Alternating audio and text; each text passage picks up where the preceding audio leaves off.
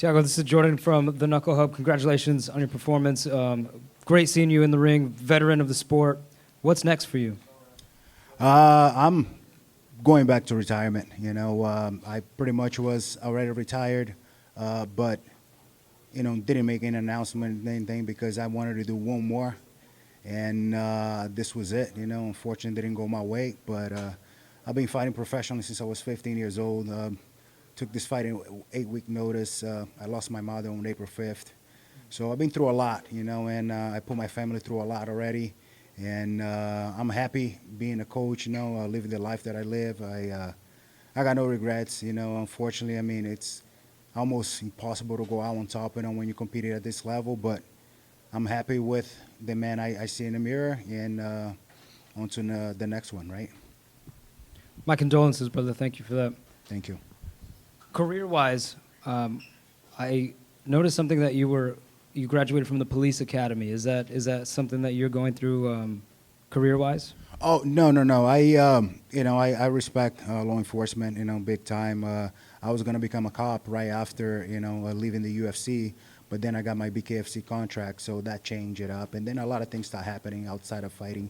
But no, I'm not planning to be a cop right now. I got a good thing going, an American Top Team, and being a director for an online training platform called Life Train as well. So we're going to stay with that and try to grow the business. Combat Tribune. With bare knuckle fighting obviously starting to establish something, and you being a trainer, is this something you could see actually being students in specifically to train for bare knuckle fighting?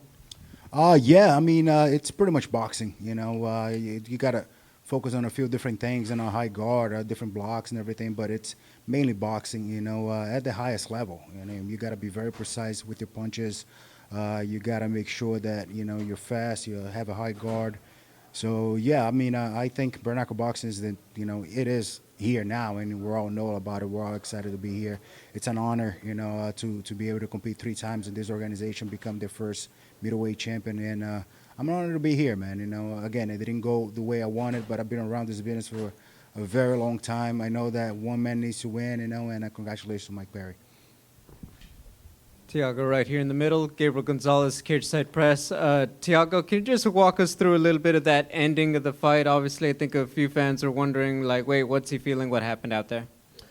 So I got dropped, and, I was getting up, and then the referee, was looking at me, told me, take a few steps, and I did, and I guess he didn't like what he saw, but I mean, I figure I go out on my shield, but that wasn't the case today, so.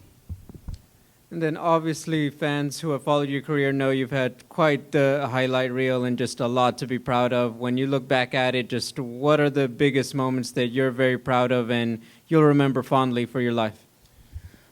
That's a few, but one of the moments that, I really cherish is when I was out for almost 2 years, and I had 4 surgeries in this moment. I was able to come back and fight in Orlando, and I was able to get a fight of the night. The guy that I beat at the time just had beat Neil Magny, so I had a lot of pressure in that fight because, if you don't compete for 2 years at this level that we're competing, man, you're pretty much forgotten. So, yeah, I was very proud of this moment. I was able to fight and win a Performers of the Night. Right here to your left, Fernando Pimentel, once again, 210 Boxing TV. First and foremost, condolences on that, losing a parent. I know how difficult that is. But considering that you just announced going back into retirement, do you have a final message for the fans that have followed you from way before UFC 100 to all the way now and where we see you and where you've been? Do you have a final message for them? I do, man. I'm just thankful. I came here, I was 19 years old. I had $40 on my name. I spoke no English. Just a little kid from Brazil, with the dream, become one of the best fighters in the world. I think I was able to do that. I became a world champion, one of the most savage sports, badass sports out there, bare knuckle boxing. And I'm just thankful, thankful to be able to provide a good life for my family, be able to leave this business, in perfect health. And yeah, man, I'm just thankful to be here. Hey, Thiago. Congratulations on a phenomenal career in combat sports, and God bless you and your family. I'm dealing with the death of a parent, too, so I empathize with you, brother. God bless you. I wanted to ask, man, you know, you've been in the game for a long time, man. You're most well known for your fight with GSP at UFC Run 100. At the time when you fought him, it was the biggest card in UFC history. Now, in the present moment, you fight on the biggest card in BKFC history. How would you compare the two? Which one did you think was more monumental, and which one means more to you? I think this one means more to me, you know, because it's the present. This is the biggest show, you know, for this organization. I think this organization is going to take over the world. I'm happy to be, you know, one of the first guys that, you know, since I joined BKFC back in the days, you know, you see all the big names start coming in.